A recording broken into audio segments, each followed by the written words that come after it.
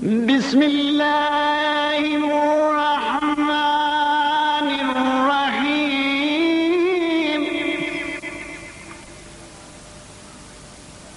قل هو الله أحد الله الصمد لم يلد ولم يولد ولم يكن له كفوا أحد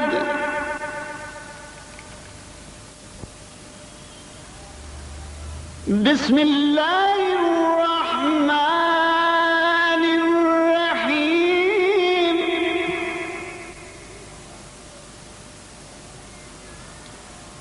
قل يا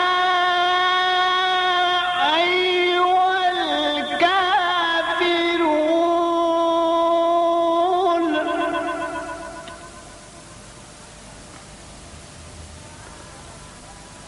لا أعبد ما تعبدون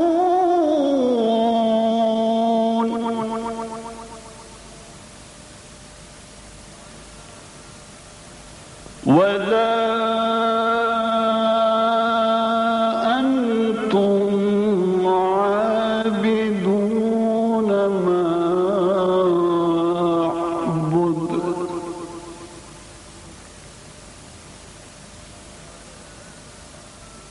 ولا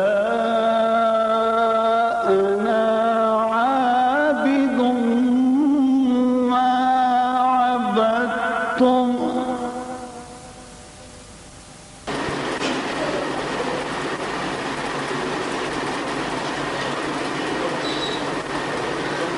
Thank you very much, Imam Hassan. Can I start now?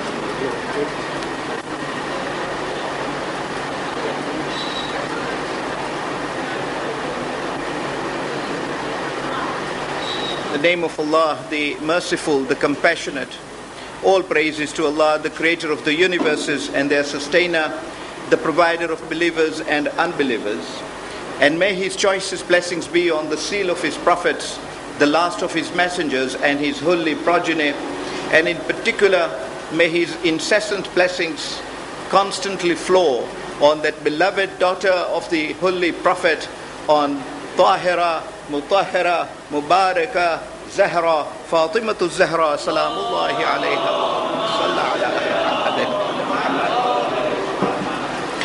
We were discussing yesterday about how Bibi Fatema Zahra alayha salam presented her case on three-pronged attack. She based her case firstly on the hibah, the gift given to her by her illustrious father of their portion on fidak. And we saw how Abu Bakr wanted proof of it, and proof for it was submitted in terms of the evidence of Bibi Fatema Zahra herself, in terms of evidence of Ayman, in terms of evidence of Imam Ali alayhi salam, in terms of evidence of Hassanain alayhi salam, in terms of the fact that the property was in her possession and indeed had been given to her a few years back by the Holy Prophet when the ayah of Bani Israel, verse 26 was revealed, وَآتِ ذِي الْقُرْبَى حَقَّهُ. The second pronged attack was in respect of the inheritance.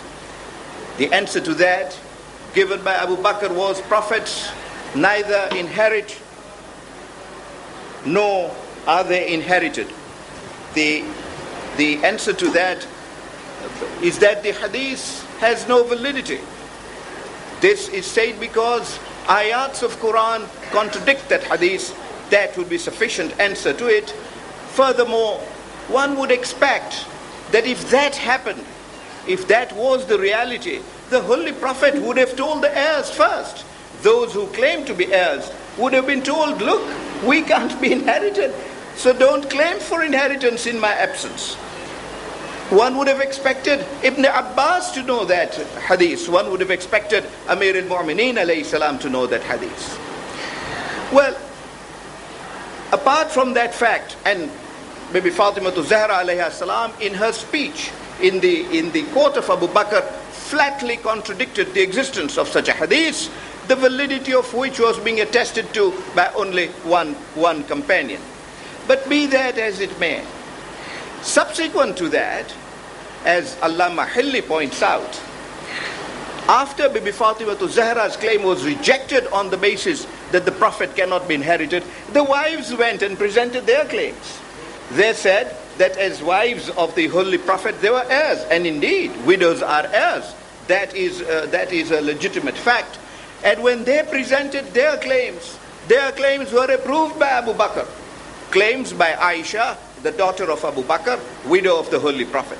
Claims by Hafsa, daughter of Umar ibn Khattab, widow of the Holy Prophet. Those claims were permitted. They were permitted. All the articles left to them, and indeed, even their right of residence in the premises of the Holy Prophet. Well, that appeared to be a blatant contradiction following the denial to Bibi Fatima to Zahra in almost matter of days. But apart from that, Hazrat Amir alayhi salam was given his share of inheritance. His wife was refused her share of inheritance, but he was.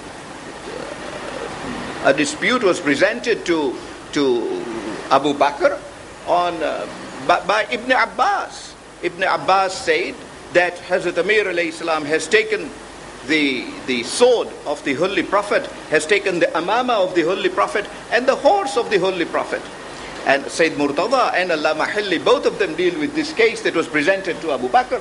Abu Bakr then did not say that heirs cannot inherit.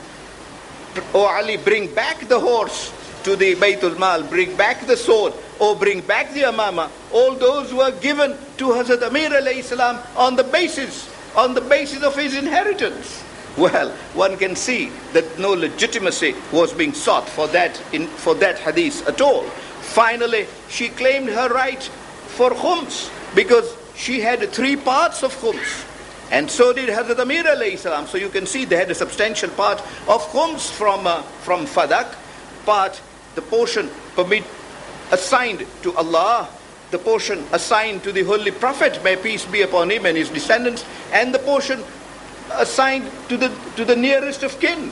So those shares were quite a substantial share. All those were denied to them by Abu Bakr, and proof of the denial of khums by Abu Bakr is contained in the commentary to Nahjul Balagha in volume 16 at page 231, the commentary of Ibn Abil Hadith. And he relies on Abi Bakr Jawhari in respect of that matter. One finds that matter also dealt with in Sunan Abi Dawood. That's one of the 6 Sahih Sitta of Ahlul Sunnah. That is one of the 6 authentic books in the Sunnite world, and it is also found in Zabakhshari, in Tafsir al-Kishaf, in volume 2 at page 159. So you can see there is abundant authority for the fact that Abu Bakr denied her all that. Indeed, at the conclusion of the speech of Bibi Fatima to Zahra alayha salam in the court of Abu Bakr, Abu Bakr's reply to her was magnanimous to start with, saying, "You asked in the speech that you are Fatima, because that is what she said. I will see if we can squeeze in portions of that speech tomorrow evening, as we have had one more night, and we can perhaps dwell upon this subject for a few minutes tomorrow night. Although I appreciate I might not complete the subject fully tonight, and there will be a spillover tomorrow. But one of the matters that Bibi Fatima to Zahra mentions in that speech is, Ayyuhan nas, ana Fatima. O people, addressing the Ansars who were in the court of Abu Bakr, I am Fatima. The significance of that is she was talking about that Fatima about whom we talked for 2 continuous nights. That Fatima praised by subhanahu wa ta'ala, that Fatima praised by the Holy Prophet, that Fatima who was called by Quran and the whole Prophet as Siddiqa, as Tahira, as Mutahhara, in that context. And when she had presented herself in that context and presented herself as the only daughter of the Holy Prophet in that khutbah, Abu Bakr in his reply accepts that, says, indeed, we recognize you as Fatima, we recognize you as the daughter of the Holy Prophet, and no other daughter there is of the Holy Prophet, and we recognize you as the wife of Amir al-Mu'mineen, the one most beloved to the Holy Prophet and most closely connected with the Holy Prophet, who not only loved the Holy Prophet but served the Holy Prophet to the last. Furthermore, he accepts in that speech that, O Fatima, your words are words of truth, and they contain excellence of logic and reasoning in them. Having said all that, he says, but insofar as your claim of fadak is concerned, my hands are tied because of this particular hadith. Bibi Fatema Zahra replies to that, again citing those ayats of Quran that we mentioned last night and discussed at some length. وَوَرَثَ سُلَيْمَانَ دَاوُودَ, and the prayer of Nabi Zakaria. وَهَبْلِ مِنْ لَدُنْكَ وَلِيًّا يَرِثُنِي وَيَرِثُ مِنْ آلِ يَعْقُوبَ وَاجْعَلْهُ رَبِّي رَضِيًّا. Oh Allah, this is the prayer of Nabi Zakaria to Allah. He was an old man. His wife was then an old man. There was no hope of them getting a child. He prays, Oh Allah, min ladunka, from your grace, give me an heir. An heir, he clearly asks for an heir who will inherit me and will inherit from the family of Yaqub. Well, all these are names of prophets. Yahya, the son given to Zakaria, was himself a prophet. Zakaria was a prophet. One can see a prophet inheriting from a prophet. And Bibi Fatema Zahra cited these ayats of Quran. Then Abu Bakr makes a crucial point. He says, oh, daughter of the Holy Prophet, I have to take the question of the Muslims into account. I have been appointed into this position by Muslims, and I have to satisfy their demands. And looks round to the Ansars.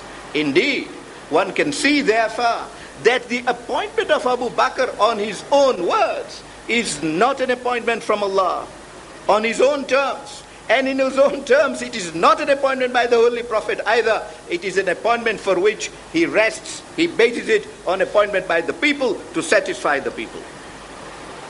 No deed for satisfaction of people is acceptable by Allah. Only that deed is accepted by Allah which is done qurbatan ilallah.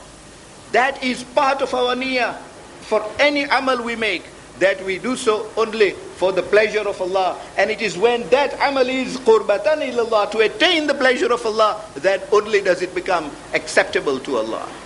However, Bibi Fatema Zahra then turns round to the people and say, what are you doing? Are you calling upon your leader to act contrary to ayats of Quran? Are you finding yourself paths that will lead you to hell, that will lead you astray from the path dictated by Allah and His Holy Messenger? She raises these challenges in that particular session.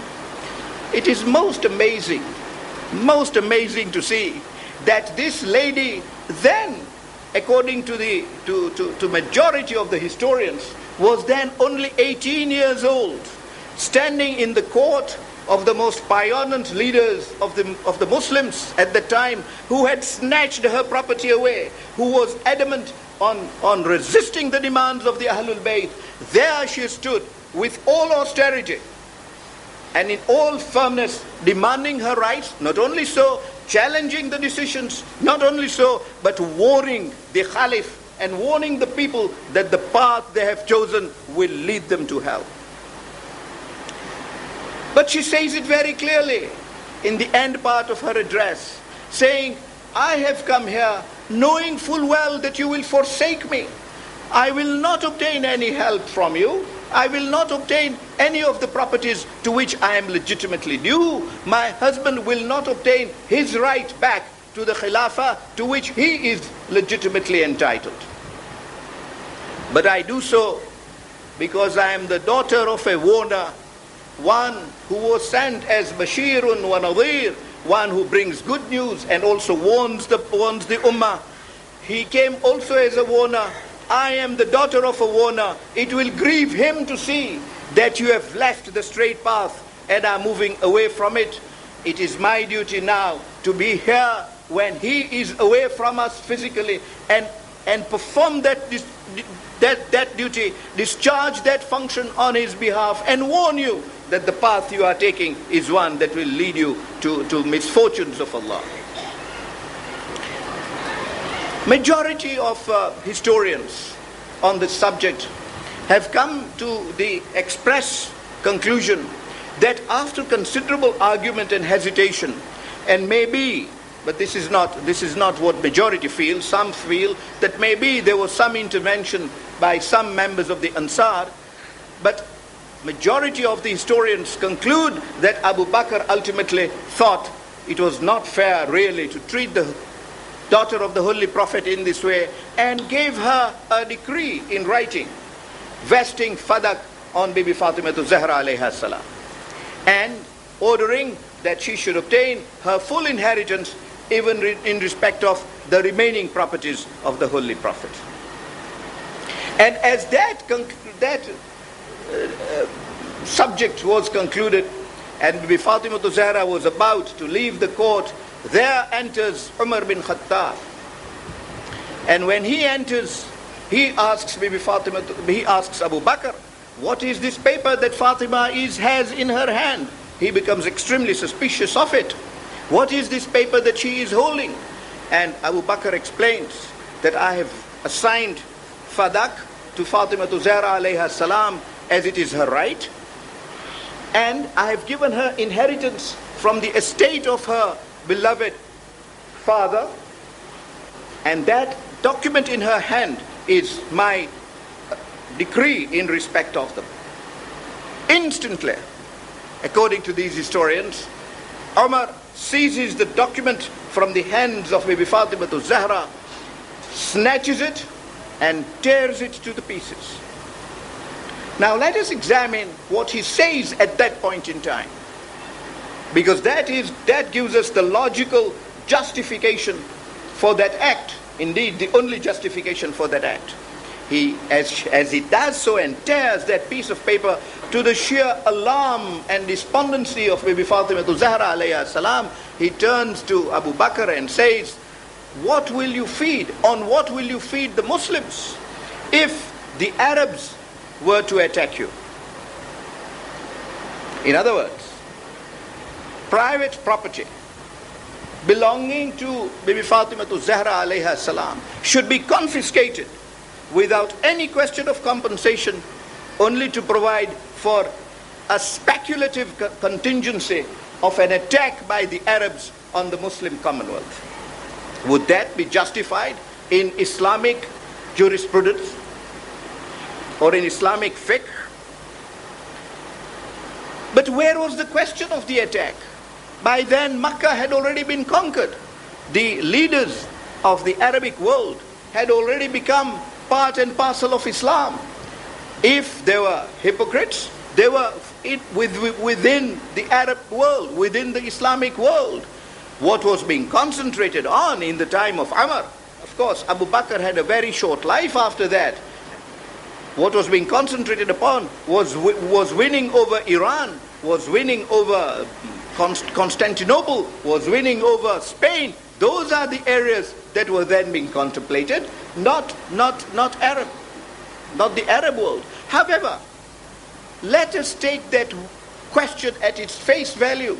The question that arises is that if fadak had been in the hands of Fatima to Zahra alayha salam and the Islamic world had been attacked, can it even be visualized that Bibi Fatima to Zahra alayha salam would not immediately place fadak at the disposal of the Muslims and say, here is all the income that can be used to feeding the Muslims and giving them sufficient arms to fight those who will fight Islam? Whensoever in the annals of history, and I put it as broadly as that, whensoever in the annals of history Islam has been threatened, there has been no household till today which has been in the forefront to defend Islam than that of Fatima Zahra alayha salam. And the clearest proof of it is our sittings here, that when Islam was being threatened by the successor of Abu Bakr in succession, by Muawiyah or by Yazid in particular, the one family that came out to save Islam was the family of Fatima Zahra alayha salam. It is they who were murdered in Karbala in order to save Islam, and none other. So the question was totally impertinent. Indeed, yesterday I asked from another angle altogether, but applies to this angle today. I asked, if there was all this income coming from Fadak at that particular time, why was Fatima so poor, so visibly without means in her own house? She was rich to the outside world. So beautifully does a poet say, it is not always those who have who give. It is not always those who breathe who live. It is not always those who have who live, but there are those whose life work is so done that one short life, 18 years, one short life is many lives in one. That was the position with the Bibi Fatema Zahra alayhi salam, ostensibly, alaykum salam, ostensibly there may not have been means in her house. No smoke could be seen from her kitchen. But whenever a needy person was at her doorstep, he got all that he asked for, and all that money therefore that came from Fadak was spent in that particular way and would have been so spent. Why then? And was this not known? It was very well known. It was very well known. Indeed, when all this happened, Hazrat Amir alayhi salam confronted Abu Bakr, visited Abu Bakr and said, "Oh Abu Bakr, why are you denying my wife? Why are you denying the daughter of the Holy Prophet inheritance that is due to her?" And Abu Bakr said, "Oh, I want evidence." So Imam Ali alayhi salam says, "What evidence do you call for? Isn't the word of Fatima enough?"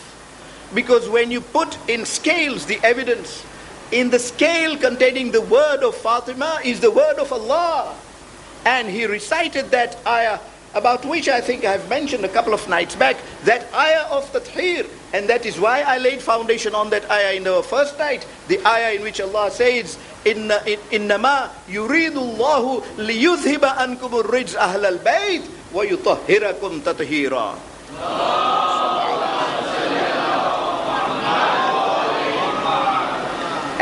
And Imam Ali alayhi salam turns to Abu Bakr and says, "Oh Abu Bakr, do you think this argument that I am setting forth to you is unknown to you? Will you say that Fatima would come to you and make a false claim in this respect?" This confrontation is set out in Ihtijaj Tabrisi in volume 1 at page 90 in paragraph 1401. So that confrontation is very well reported. And Abu Bakr says, "No, I will not say that she is not telling the truth."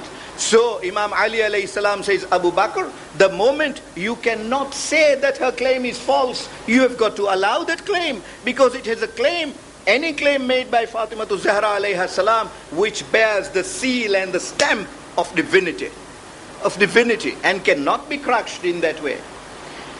And indeed, he then asks, "But all the income from Fadak has been going to Fatima since the days of Khaybar. You did not object all that time. Umar did not object, and all this is very well known."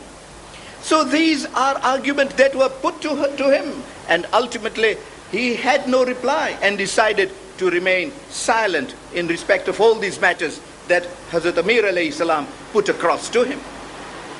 Well, if all these things were known to Abu Bakr, and all these arguments that I rehearse centuries later tonight were open and vivid to him, why then did he behave in this way? I ventured last night to say that I will put to you a proposition which you can judge for yourself, because for a state of mind of another person there cannot be positive evidence. But reason dictates, and this is the reason set out by a number of writers on this subject, that Abu Bakr basically, and Umar for that matter, was afraid that he came into power without due legitimation, that the Holy Prophet had appointed Imam Ali alayhi salam in his lifetime, as one would expect the Holy Prophet to appoint someone in his lifetime to ensure smooth succession so that there is no chaos after him. Knowing that, he feared that there might be an uprising at some stage, and hence immediately after the Saqifa, and we discussed this last year and I will not detain you further on it, an attempt was made to obtain bay'ah from Hazrat Ali alayhi salam instantly at the threat of killing him. And when Umar heard Ali say, Umar, you and killing me, the kind of words one hears Hussein say to Walid, when Walid was seeking bay'ah from Hussein at the orders of Yazid. One can see that glorious similarity between father and son. And when Abu Bakr sensed this, he withdrew, but withdrew under a noble excuse that so long as Fatima is alive, I will not take the bay'ah from Ali. Well, one doesn't quite see why should it matter. If a bay'ah is legitimate, Fatima would gladly have agreed. If it is not legitimate, even if Fatima is not alive, that bay'ah should not have been taken. But be that as it may, there was that fear that if Ali remains, someday there might be some uprising against their khilafah, and hence it was important to scuffle it. And when you fear a possible uprising, you want to ensure that it will not succeed. What Abu Bakr and also Umar had seen vividly was how the Holy Prophet was so needy, was with empty hands to fight the fortunes of the Arab people and their might. Abu Jahl, Abu Lahab, and all those riches of Abu Sufyan, all those fighting the Holy Prophet at a time when the Holy Prophet was saying, Qulu la ilaha illallah, and they saying, no, we will worship the idols. Everybody thought, how will this one single person, empty-handed with a little cousin, 13 years old, how will they face such giants of opponents? There they saw that twin combination, which the Holy Prophet described as the wealth of Khadija and the sword of Ali, saying those are the two things that won Islam over heathens and infidels. They saw how Bibi Khadija alayha salam opened up her treasury, and that treasury funneled all the wealth and all the finance that was required to finance the propagation of Islam. That dream, that picture vividly came across their minds, that given Fadak, won't Fatima repeat what Khadija had already practiced? There will that be a ton of finance coming in to help in the legitimate cause that Fatima alayha salam or her husband might espouse. Hence, it was necessary that steps be taken in good time. If Ali is not being murdered, at least their financial strength be reduced straight away. But another reason that is being put forward by Ibn Abil Hadid, that great commentator of Nahjul Balagha, not a Shia commentator at all. He was a Sunnite called Ibn Abil Hadid. In his Sharh of Nahjul Balagha in volume 16 at page 284, he says he was bewildered himself. He couldn't see that Abu Bakr wouldn't understand that Fatima alayha salam was Siddiqa, that Abu Bakr wouldn't be able to understand those simple points I put to you in a very simple way yesterday to show how Fadak was the right of Fatima and why was it refused. And so he says, he approached Ali ibn Fariqi, who was a mudarris in Madrasatul Gharabiya in Baghdad, the Western University in Baghdad. And this person was considered at that stage, Ali bin Fariqi, as a most competent historian living at the time. And he asked that question to him. As I said, you will find this set out in the reference I've given you. Asked him, what do you think? When Fatima alayha salam presented her claim, didn't Abu Bakr know that Fatima was Siddiqa? Did he not trust her? And Ali says, no, Abu Bakr knew that too well and trusted Fatima's word too well. Indeed, Abu Bakr in his speech says that Fatima was a truthful person and would not lie. Indeed, a hadith from Aisha to point to that definite statement that all her life she never saw Fatima lie.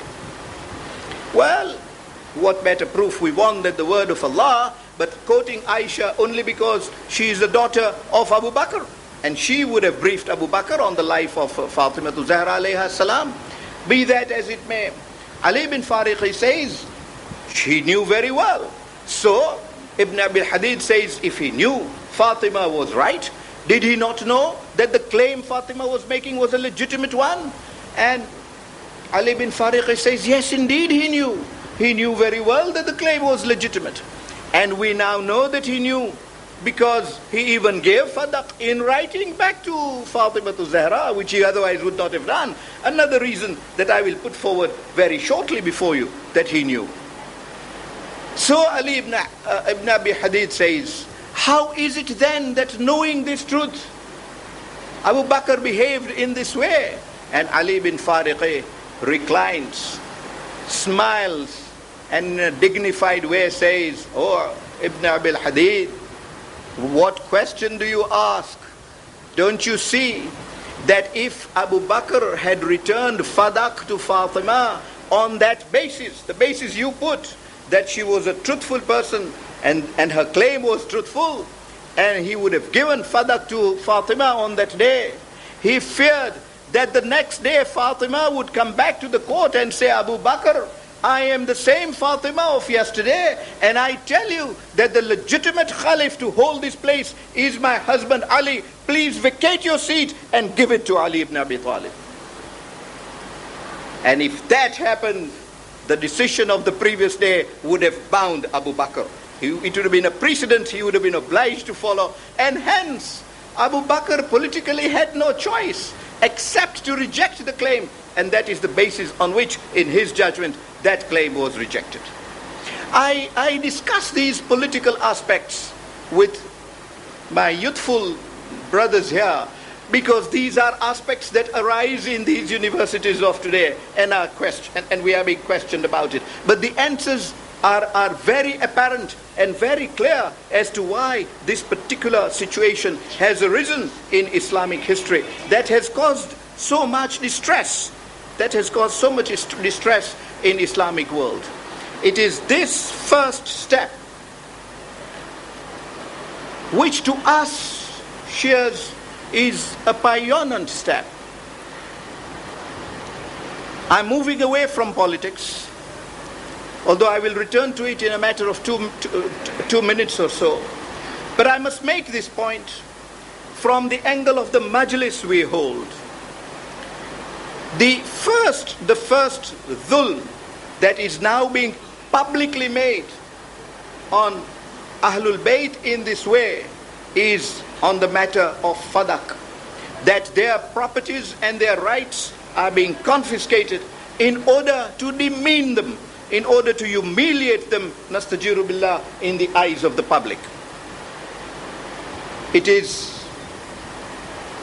an attempt, having removed the Khilafah from them, having taken away the Khilafah from them and assumed Khilafah, to assert that Khilafah, to assert that authority in office, in a way in which the authority of the Ahlul Bayt is removed altogether. That to us is the question of wilayah.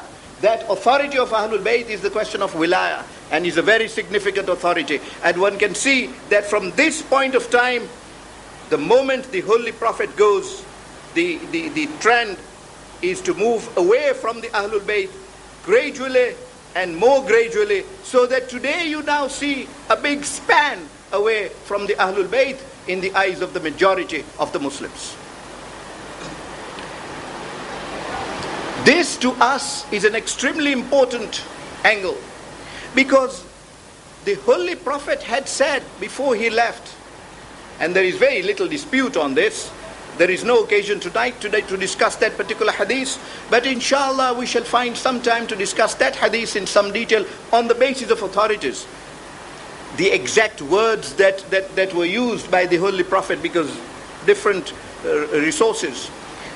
The hadith being that I am leaving you, but I leave behind two weighty matters, the hadith of Thiqalain. The first, there is no dispute, the book of Allah. And one can see on the question of Fadak, Bibi Fatema to Zahra relied on the book of Allah. On the question of Wilayah, the question of succession, Hazrat Amir alayhi salam relied on the book of Allah. The first is the book of Allah, on which we are unanimous, we all accept the book of Allah. Questions of interpretations, however, do arise. And the second that we say the Holy Prophet said he left behind is Itrati Ahlu Bayti, my family members of my household. And those have been defined. Now, I am able tonight to brush over and move on from this subject, because the first night we discussed that ayah of Quran in which Allah orders the Holy Prophet saying, "Qul la as'alukum alayhi ajra illa al-mawaddata fil qurba." I tell them that I do not want any recompense from you except love, except earnest following of Ahlul Qarba, of my nearest of kin. And we discussed as to who the nearest of kin are, and indeed found that they are the Panjatan on Sunnite sources. So regardless of the exact words in that hadith, what is established is that that must be followed. Now this is one of the first major attempts in which that mawadda of Ahlul Bayt is gradually being removed, and is being removed so that ultimate authority is being removed from the hands of Ahlul Bayt. Allah will restore it when He will restore it. And all historians accept, on the basis of the words of the Holy Prophet, that the Mahdi ajjalallahu farajahu,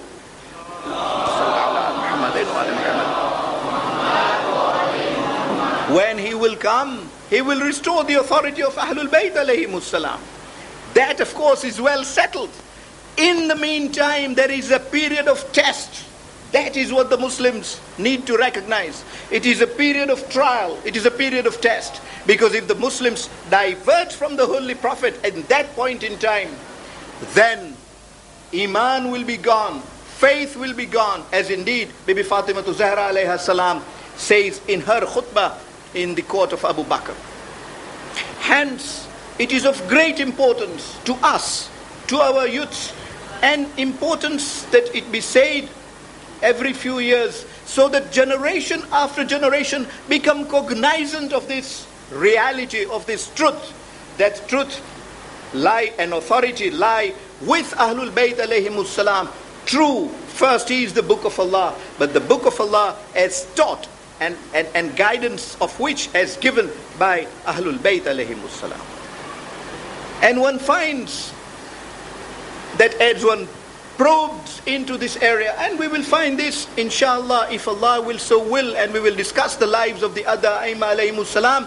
Throughout the life of each Imam we will find proof on that basis, and inshallah we shall discuss those openly, so that the position of those Aimma alayhimus salam is also made perfectly vivid to our people. But a point I promised, and I said I'll come back to politics in no time, the point I promised last night, which I do not want to detract from tonight, is the history of Fadak. Let us go back to that baseline. Why was, when all this happened, and one can see the glory, perhaps I will take a little time tomorrow night to discuss this. The glory of Bibi Fatema to Zahra, discussing this matter in public and discussing it openly, just as you found her illustrious daughter Zainab alayha salam discussing these very points in the court of Damascus. That similarity between mother and daughter, one in the very first court against Ahlul Bayt, the court of Abu Bakr in Medina, the other in the court of Yazid, that epitome of the opposition to Ahlul Bayt, in the court of Damascus, pioneer court of the Islamic Commonwealth at that time. Same points being urged in different situations, meeting those situations in which those points needed to be made, and being presented in a forthright way, citing ayats of Quran. Fadak, taken away from Bibi Fatima to Zahra, was confiscated on the basis that it is to be used as sadaqah, the property of the Holy Prophet. Prophets, we, the group of prophets, are neither inherit nor are we inherited. Our properties become sadaqah for the people. Very well. If that is the philosophy, if that is the basis on which Fadak was taken from Bibi Fatima to Zahra, and may I say that no other basis has been put forward till today, that basis that was given by Abu Bakr in his speech is the only basis that has remained till today. Let us see how it worked. Because Bibi Fatima to Zahra mentioned in her speech that that basis is not going to work. If Fadak had been with Ahlul Bayt, it surely would have been used for the purposes of the Ummah. But let us see what happened. Abu Bakr remained but a short time. He was soon succeeded by we're talking of a year or two, was succeeded by Umar. Immediately after Umar, it is through machinations of Umar, as we saw last year, that Uthman got appointed as the Khalif. Insofar as Uthman is concerned, there is not even a pretense that he was elected. Insofar as Umar is concerned, there is not even a pretense that he was elected either. When Uthman comes into power, he brings back Hakam and his son Marwan. Hakam and Marwan were people banished by the Holy Prophet outside Medina. And this is why Abu Bakr and Umar did not bring them back. But Uthman brings them back.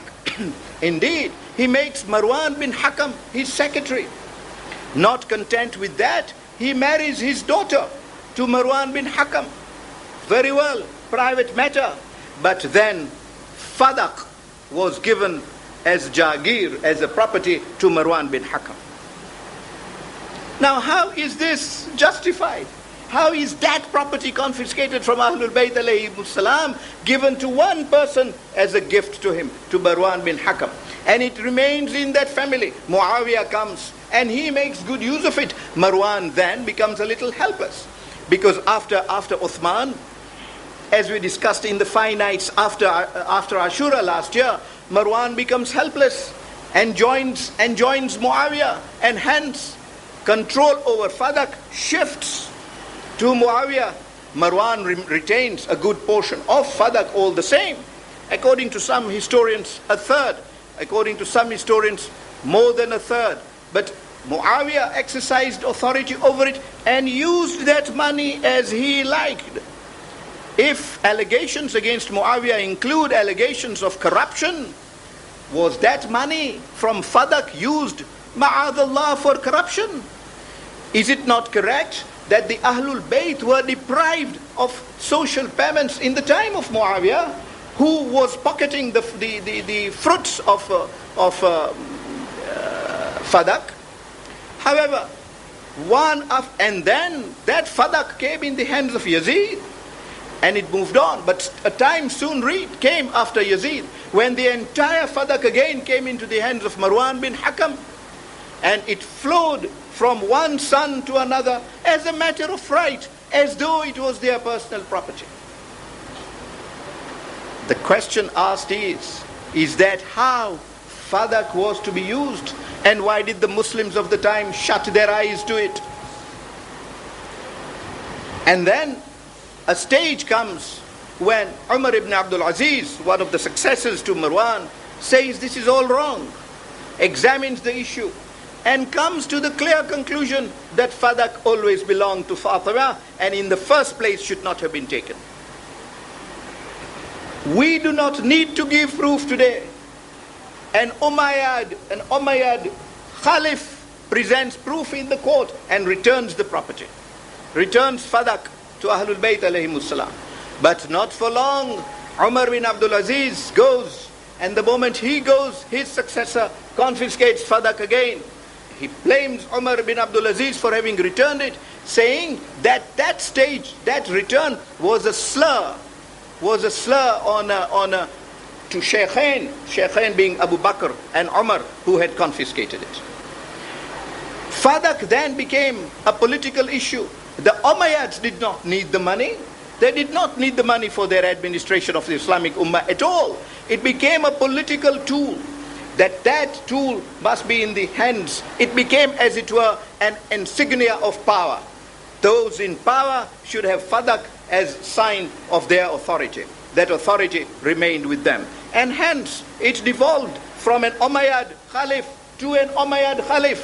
Not a question of the succession of the Ummah, devolving from one person in power to another person in power. That power being obtained entirely by use of might. No question of right involved in that authority at all. Well, time goes on. The Umayyads are overthrown. The Abbasides come in.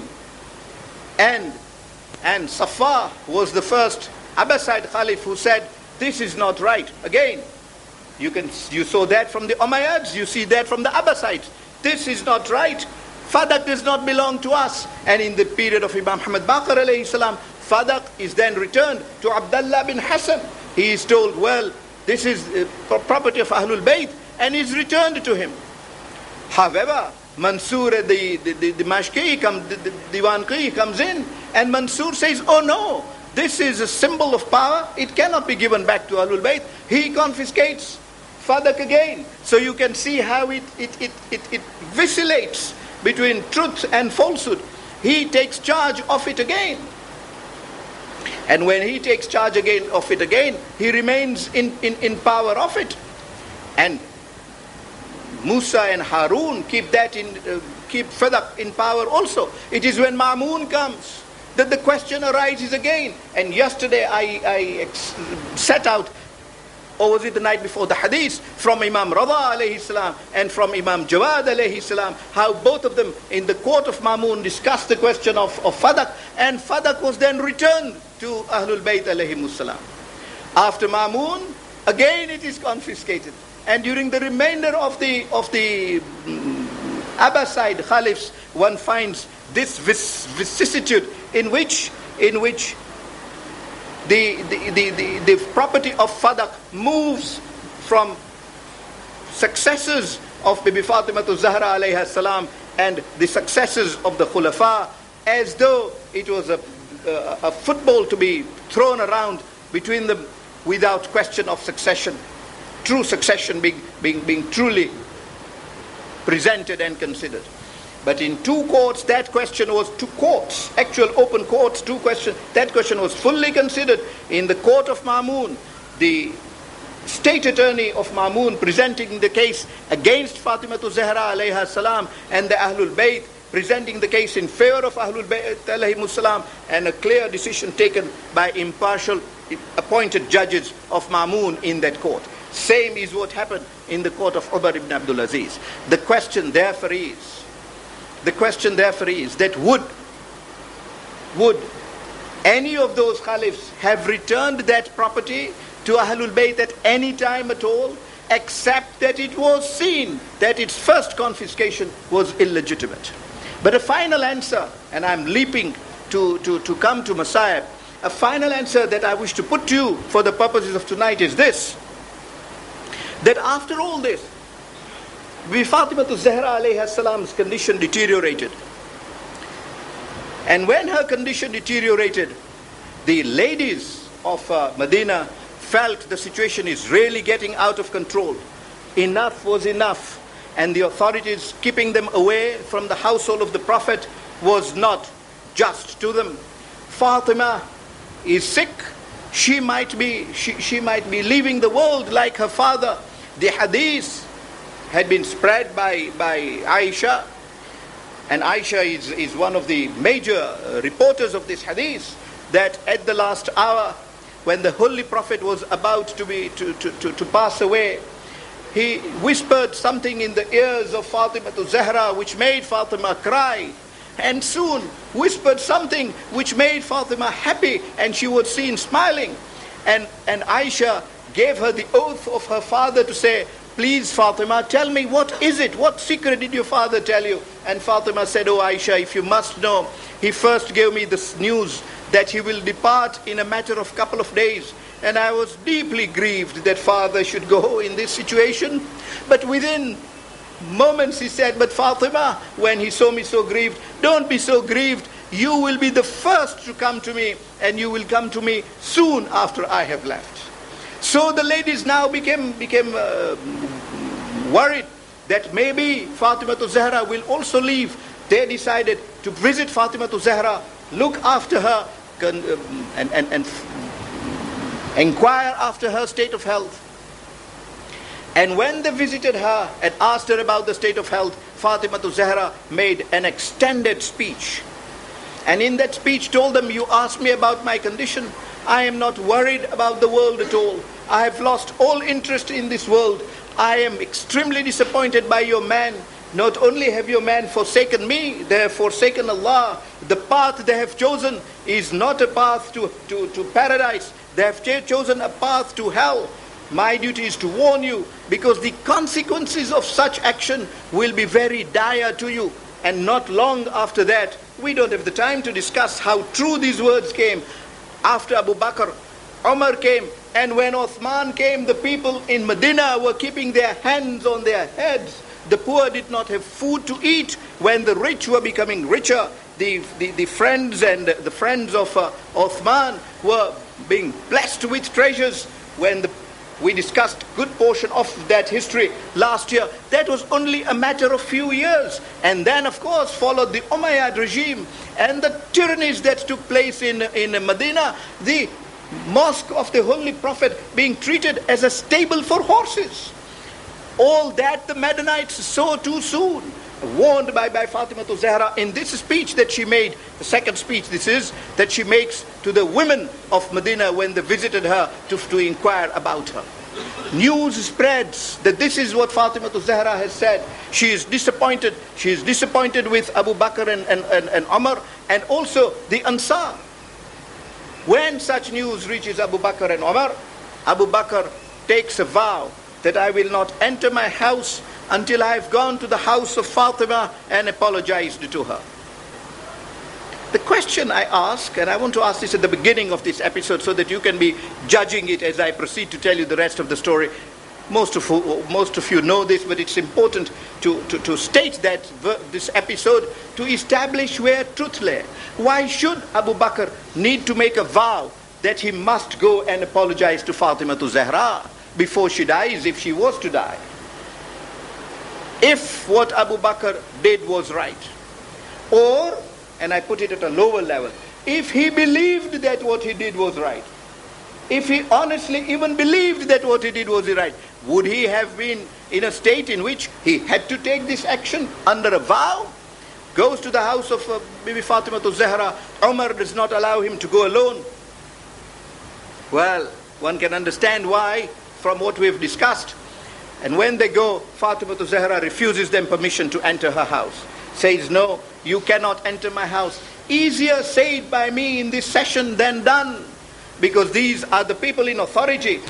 He was the Caliph of the time. To refuse Caliph to enter your house requires the courage, the sincerity and the truthfulness of Fatima to Zahra alayha salam. Not a scintilla of hypocrisy in her embodiment of virtue. Refuses them entry. They go ultimately. Repeated requests made, repeated refusals to each request. Ultimately, it is said in history that Abu Bakr had to spend that night outside his home in the open. Spent a night in a cold night, remained in open because he could not enter his own house under the vow he had taken. Umar now finds the solution, looks for Ali, Whenever Umar has been in problem, he has always looked for Ali. And so he did on this occasion, the beginning of matters, and says to Ali, Ya Ali, this is what has happened. He has taken a vow. The only person who can help is you. There will be many occasions in life, and there are many occasions after life, in Qabr, on Sirat, during Hashr, when the only person who can help will be Ali. And let us, who love Ali, at least take cognizance of that fact, so that we know that Ali and Fatima are there for us, at least on those particular occasions. I wish some more people realize this in the world. But Imam Ali alayhi salam, in his generosity, immediately says, very well, I will go to Fatima. Matter put to Fatima to Zahra alayhi salam. She declines. She says, oh Ali, you know what they have done to me. You know what injustice they have done to me. You know how bitterly I feel about this. How can I meet them? With what face do I meet them? I am not going to forgive Abu Bakr for this. But Ali says, Ya Fatima, I have assured Umar that I will get him this approval. Fatima says, Ya Ali, your word is paramount. Your word is sacrosanct. If you have assured Umar, let them come in. Let that word come true. They both come in. And when they come to address Bibi Fatema to Zahra, she turns her face away from them. They go to the other side. She turns her face again.